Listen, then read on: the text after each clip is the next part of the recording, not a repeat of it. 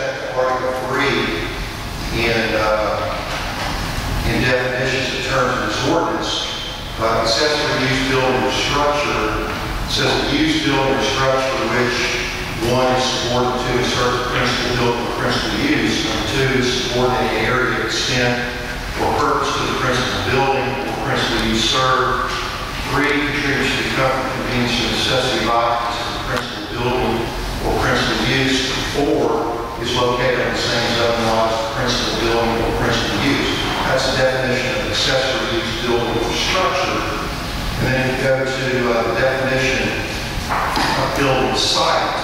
It says a single parcel of land occupied or intended to be occupied by a building or structure and accessory building buildings or uses.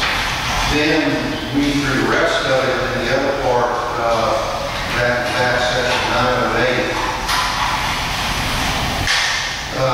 Section 908, only one principal building, and it says every building or structure hereafter erected shall be located on a lot or tract as defined herein, and in no case shall there be more than one principal building on one lot plus its accessory buildings.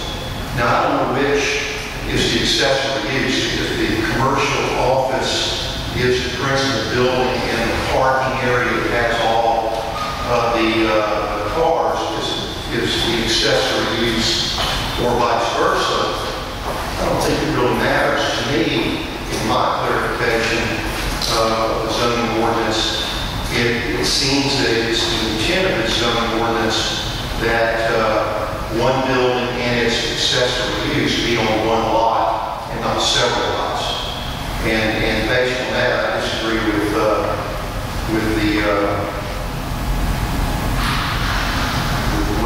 opinion of the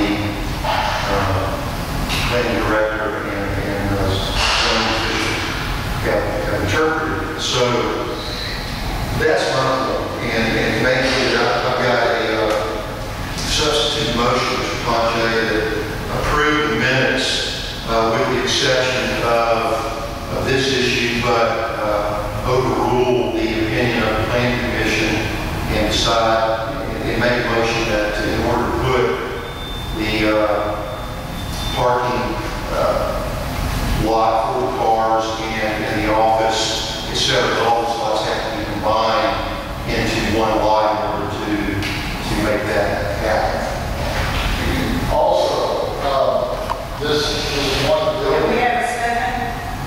Yes. Okay, also this one building, I'm assuming this wants to turn into a mixed use, residential or commercial. Therefore, the structure inside would have to be entirely different for commercial use opposed to residential use code-wise. Am I correct? That's not what that means. I would like that to consider. So in other words, the residential side meets the residential code, the commercial side meets the commercial code. Is that Well, I think what you're going to have in that scenario is and it'd be up early, Mr. Punch, I think what you have is we have two uses like that both have to comply with the restriction. But I'll leave that up to Mr. Levins, and I will agree with the planning commission that you do have to have planning commission approval to put residential, and I think that was a C1, and they got that approval to do that. My only contention was that I disagree with respect to allowing that use over several lots and not combining them all in one lot. And Mark, I think that was our disagreement 2 weeks ago, which is why we posted back to Mr. Levins. Correct. okay? So we vote on the substitute motion. Could you read it again, please? It's to approve those minutes overruling the planning commission consensus that the parking lot and car lot can all be on separate lots. The lots must be combined, and the mixed use of the code, according to the building official, whether it needs to be residential code on one side, commercial on the other, or else restricted. Oh, well, would you No,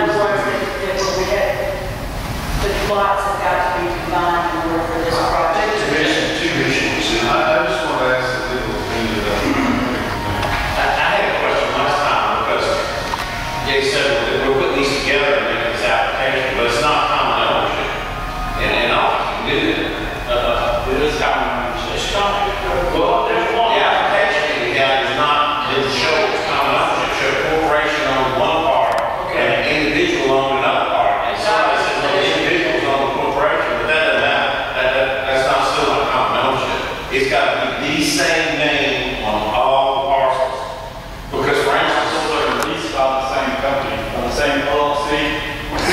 Each parcel holds a lease to every single one of those LLCs, which is all commercial property, all tied in, all owned by the same owner.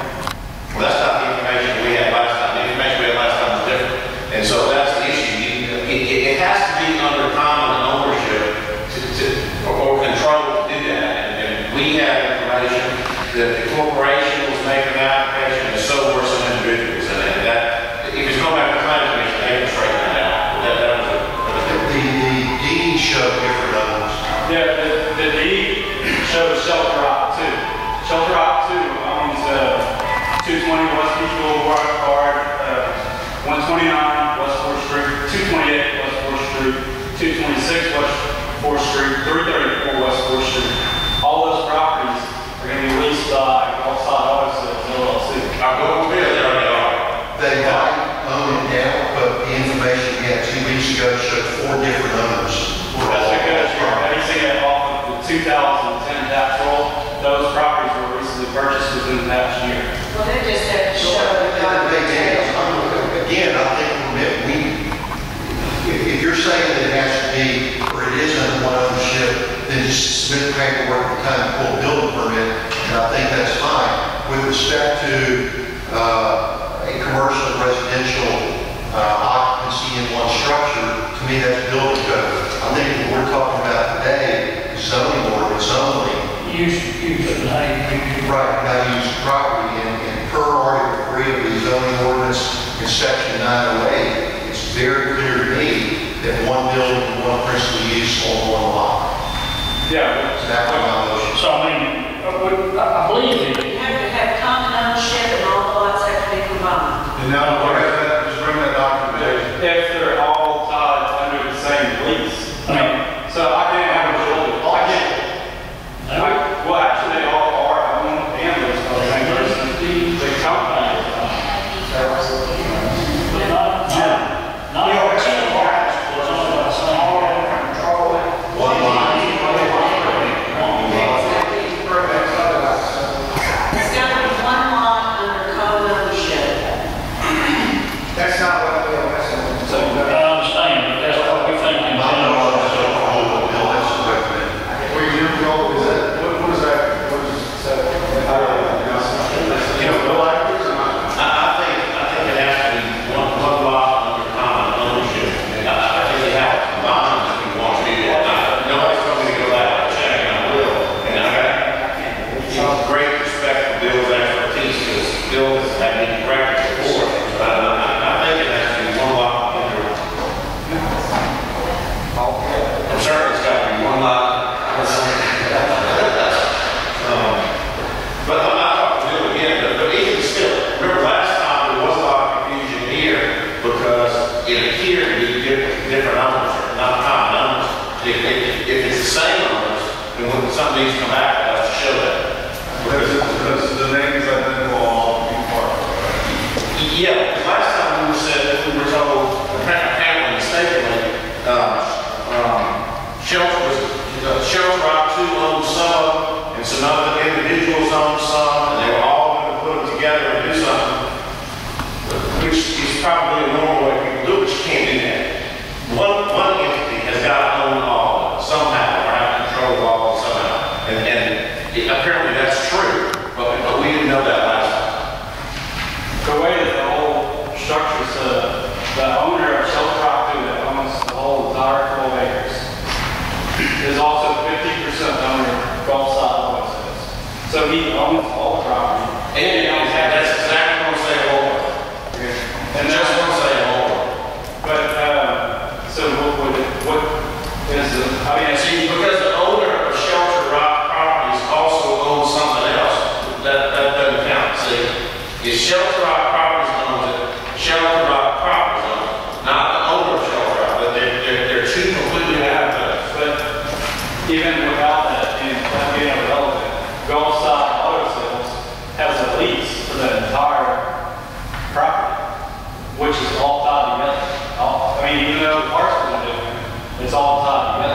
all one piece of property. So as long as they show a lease where the properties are consistent, As long as you show us, go south. as long as both sides auto sales. So where are they in here? That's who applied, that's who's applying for the, I'm reading Shelter Rock Tucson on the form. for what? The ordinance that has this planning commission approval. It says Shelter Rock 2 LLC by Christopher Noller / Q and Q. I think he's signed for. I don't know if that's.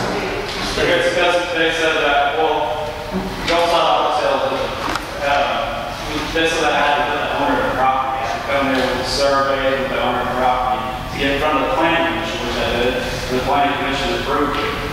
Okay, there you go.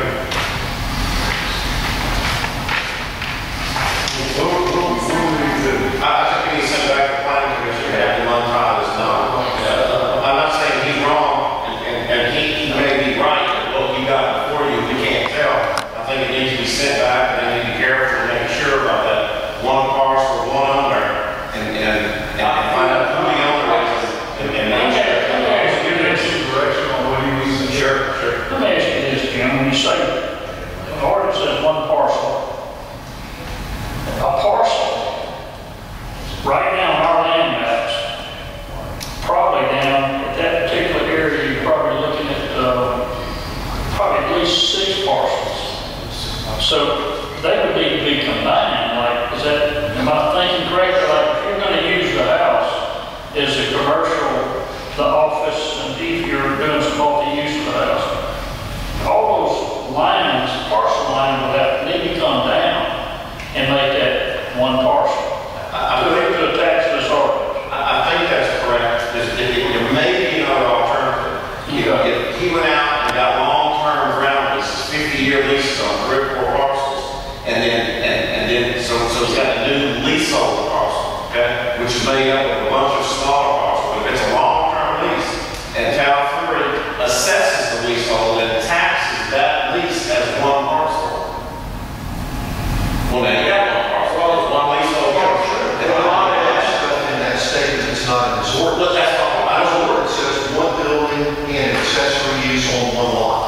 Well, the property where Ramada ended up is what's funny about me saying that is it's been there for probably, I don't know, 50 years, and that property's always been divided into parcels. If you look at the parcel maps, 220 Westby Boulevard is a separate parcel from Zero Fifth Street.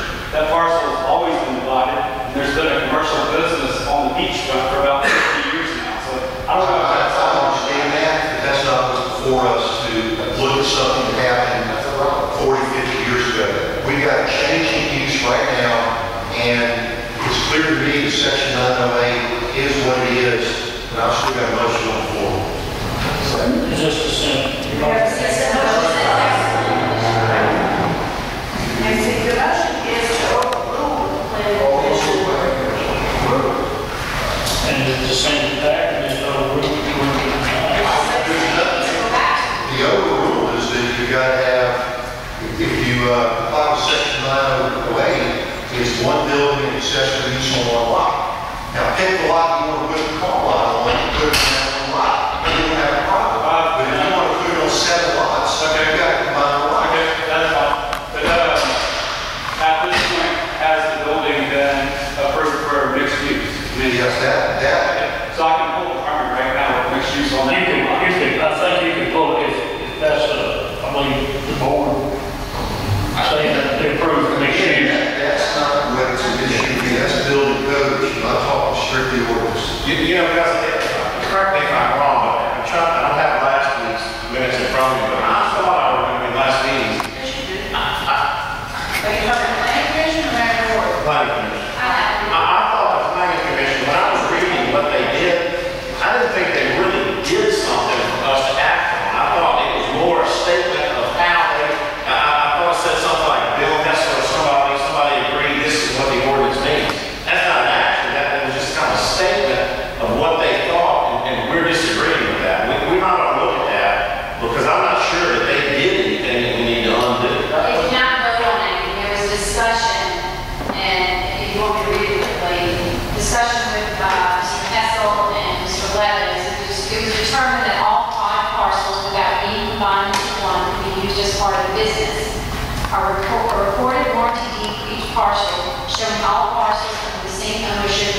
submitted with the application for privilege tax license. But there was no vote. So there's really nothing for us to undo other than to express, but that said, they had to have a recorded warranty deed showing all